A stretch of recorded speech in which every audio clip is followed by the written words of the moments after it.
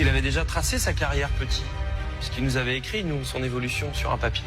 Je crois que c'était Bondy, c'était Clairefontaine, c'était club professionnel, club européen, le Real Madrid, gagner la Ligue des Champions, c'était équipe de France et c'était champion du monde.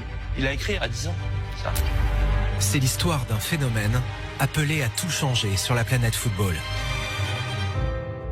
À 10 ans, Kylian Mbappé est déjà repéré par les plus grands clubs d'Europe. Ce qu'il faisait techniquement, il le faisait 100 fois plus vite que les autres. On était tous persuadés au club qu'il irait là où. Ça a été... À 12 ans, il intègre l'école d'excellence de la Fédération française de football, l'INF Clairefontaine. Ici, les autres l'avaient surnommé MBB parce qu'il boudait. Mais bon, dès qu'il était sur le terrain, tout de suite, ça rayonnait. À 14 ans, il rejoint les rangs de l'AS Monaco, son premier club professionnel. Je suis tombé sous le charme du gamin. J'avais jamais vu ça au niveau maturité. C'était extraordinaire. Je dis à Kylian, ton cœur sera monégasque. Il est droit dans les yeux. Il me dit, oui, j'en suis convaincu et je vais aller loin. À 17 ans, il devient le plus jeune buteur de l'histoire à Monaco, en lieu et place de l'attaquant star de la principauté, Thierry Henry.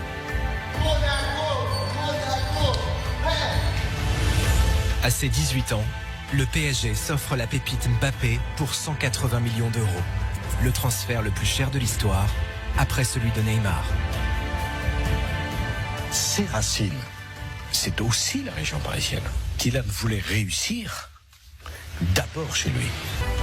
À 19 ans, Mbappé devient le plus jeune Français de tous les temps à disputer un mondial. Il sauve la patrie presque.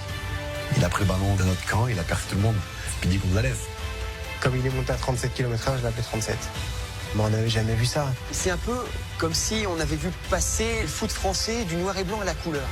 À 19 ans toujours, il marque en finale avant de se hisser sur le toit du monde. Qui peut dire qu'on a fait une finale où on a écrasé la Croatie? Ces matchs-là, quand j'étais jeune, la France les perdait tout le temps. Et d'un seul coup, il y a un déclic, l'arrivée d'Mbappé. Au bout de cette magnifique lance qu'est l'équipe de France, il y a une pointe. Une pointe qui permet de percer les filets adverses. Et cette pointe, c'est Mbappé. Ses proches et ses amis. Il arrivait quelquefois le matin et je savais que ça allait être une journée catastrophe pour lui. Après la finale de la Coupe du Monde en Russie, j'ai eu la chance de vivre ça de l'intérieur. Il me dit ouais, j'ai gagné la Coupe, ouais. Mais bon, il y a la Coupe d'Europe, on n'a pas gagné la Coupe d'Europe encore. Je lui dis mais tu te drogues, c'est pas possible. Ses coéquipiers, ses adversaires, ses dirigeants. Il voulait pas descendre les Champs-Élysées. C'est bien, mais c'est un peu gênant, je trouve. Peut-être que c'était trop. Pour la première fois, tous ont accepté de nous révéler les secrets d'un surdoué. Tout est possible. C'est ça la leçon de vie de Kylian Mbappé. Tout est possible. Plongé dans les coulisses d'une révolution, appelée Kylian Mbappé.